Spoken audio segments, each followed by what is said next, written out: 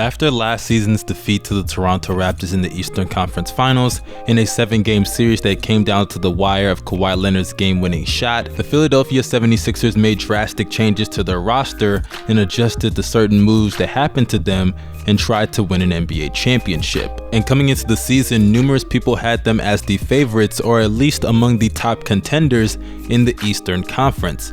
But when you look at the record in the East and in the NBA as a whole, it looks like the Sixers have failed to live up to a lot of those expectations. And I gave them an L, actually the biggest L, in my disappointments video, and if you haven't seen it, make sure you go and check that out.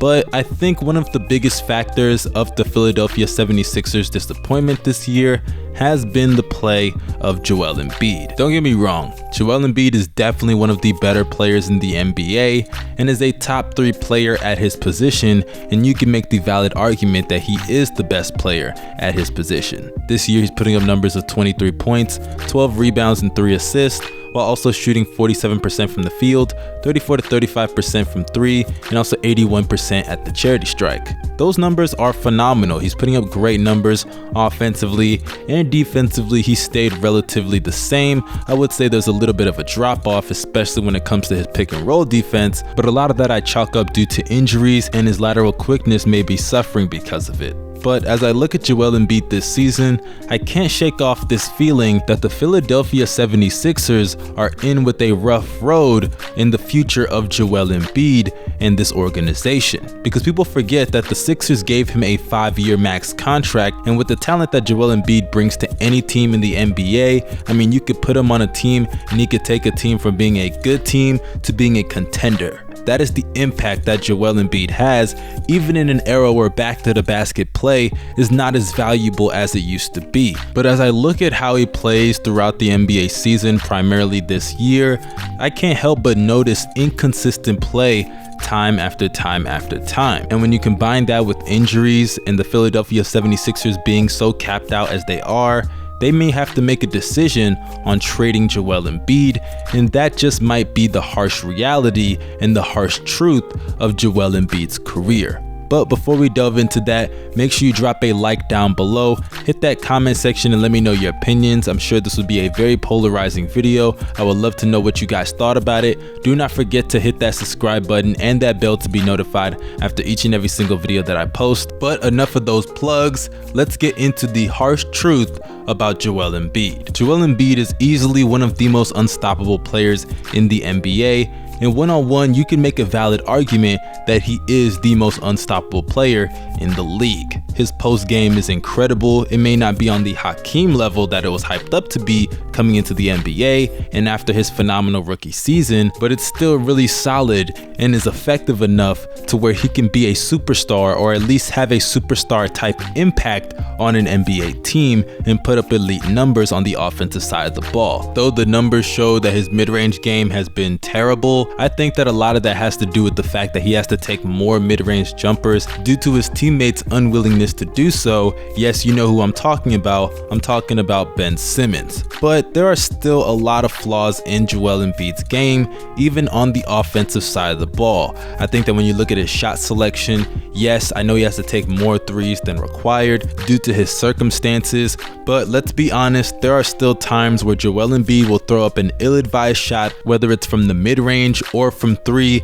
and there will still be enough time on the shot clock for them to find a better look. And when it comes to his turnovers, I understand he gets doubled in the paint. That definitely contributes to it, and he has to pass out of a lot of those double teams, but there are a lot of times where I watch Joel Embiid and he makes ill-advised passes across the court in the half-court setting. Yes, I understand all of the factors because people are going to bring that up in the comment section and say I don't know basketball. I know all the talking points that the Sixers fans will make because they've been making them since day one. The fact of the matter is, Joel Embiid's basketball IQ is not the brightest in the room, and when you compare it to other players such as Nikola Jokic, that's one of the reasons why I think the Nuggets are more consistent when it comes to their play versus the Philadelphia 76ers, because you know what you're going to get out of Jokic on a night-to-night basis. Yes, sometimes he can be a little streaky when it comes to his scoring. He can be a little passive when he shouldn't be, but when it comes to Jokic, you usually know you're gonna get about 20 points,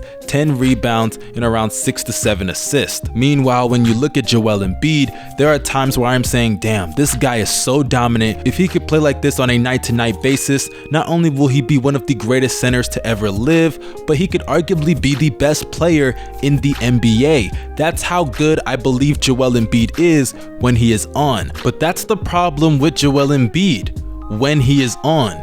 It should not be like that when it comes to a player that is viewed at like a superstar, or a player that is given a max contract and is deemed the face of the organization, or a player that a lot of people deemed as a generational talent and compared him to Hakeem Olajuwon. Keep in mind, he had all the expectations in the world, especially after his rookie season, to dominate the league. But he has stretches like the one that he had in November, where yes, he put up 23 points and 13 rebounds, but he also put up less than 3 assists to 3 turnovers while shooting 44 to 45% from the field, 29% from 3 on nearly 4 attempts a game, and 81% from the free throw line. Yes, I'm not saying those numbers are garbage, but for Joel Embiid's standards, he is much better than that. I see Joel Embiid as a great player, and those numbers, they're good, but those are not great numbers by any means. Keep in mind, this is a guy that averaged 28 points and 14 rebounds last year, shooting 48% from the field and 80% from the free throw line, and also giving you 2 blocks a game. Those are incredible numbers, especially when you factor in that the Philadelphia 76ers without Joel Embiid were below 500, but still managed to reach the 3rd seed in the Eastern Conference and winning 51 games. That's the impact of Joel Embiid on that team when he just asserts himself. Meanwhile, this season he has plateaued in damn near every single statistical category, and the Philadelphia 76ers are the 6th seed in the Eastern Conference. Remember when I made my video about this team and I had said if they're not careful, they're gonna fall back behind the Pacers and end up as the 6th seed, and people clowned me for it, but look at them right now. The season is most likely over, and where are they? The 6th seed. But now we are at the part of the video that a lot of people have been waiting for. What about the injuries? Joel Embiid has had injuries that have stopped him from playing at the highest level this season. Well, I think you guys need to understand, similar to what I said about Blake Griffin, that's just who Joel Embiid is. This is a guy that was drafted not at the #1 slot because of the injury that he was already coming into the NBA with, and missed the first 2 years of his career at the age of 20 and 21 and did not play a single game. Then he came in his rookie year, played 31 games before tearing his meniscus and was shut down for the rest of the season. And yes, it was a very great year, but he was playing limited minutes, only averaging 25 minutes a game, and still got hurt. And you could just look at what happened the next year, as he had a freak facial injury at the end of the season that caused him to miss the last 8 games, including game 1 and 2 of the first round against the Miami Heat. Then you could look at 2019, where in the playoffs he was battling some type of sickness where it was obvious that he was not playing at 100%. And now we're at this season where people are still making excuses about Joel Embiid's play and saying it's just affected due to injuries, when they just do not realize that's who Joel Embiid is and has always been, an injury-prone player. Too many people give him a pass because they say injuries just happen, when we all know that Joel Embiid is not in the best of shape himself. And honestly, as a franchise player, that's very disappointing, because it's one thing when you're Shaquille O'Neal and you can stay out of shape because you're just that dominant, and in the playoffs you can just kick into this gear and put up out of this world numbers. But in the case of Joel Embiid, he doesn't have that luxury, because at least Shaq's injuries were keeping him preoccupied during the regular season. In the postseason, he didn't have to deal with stuff like that, primarily during his time in LA when he was the top guy in the NBA. Joel Embiid has had his last 2 postseasons affected in negative ways due to injuries, and he needs to understand that he needs to take care of his body to the best of its ability, because if he can't do that, his prime is only going to shorten and shorten and shorten, and sooner rather than later, it's gonna be over.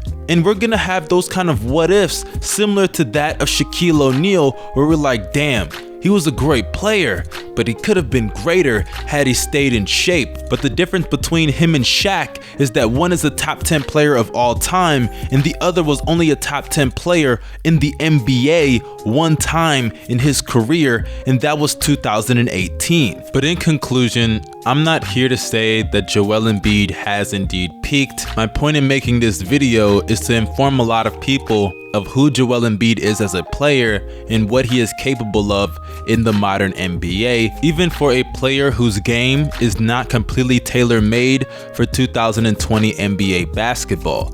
That's just how good I believe Joel Embiid is. And whether it comes down to Joel Embiid having to get in shape and putting the cheeseburgers down, or Ben Simmons having to take a shot outside of the restricted area, or the organization trading for the right pieces and getting rid of players like Al Horford, Josh Richardson, and getting players such as JJ Redick and Robert Covington, as well as Dario Saric, that they never should have let go in the first place, then yeah, something needs to be done, because the clock is already starting to tick on Joel Embiid's career a hell of a lot faster than a lot of you may want to believe. But that concludes this video. Make sure you drop a like. We're shooting for 1,000 likes on this one. Make sure you drop a comment as well. I would love to know what you guys thought about this video. What do you think about Joel Embiid's current status in the NBA, as well as the future of the Philadelphia 76ers with Joel Embiid as the face of their franchise? Do not forget to hit that subscribe button and that bell to be notified after each and every single video that I post. Y'all stay safe and wash your hands. Have a blessed day. I'm out. Peace.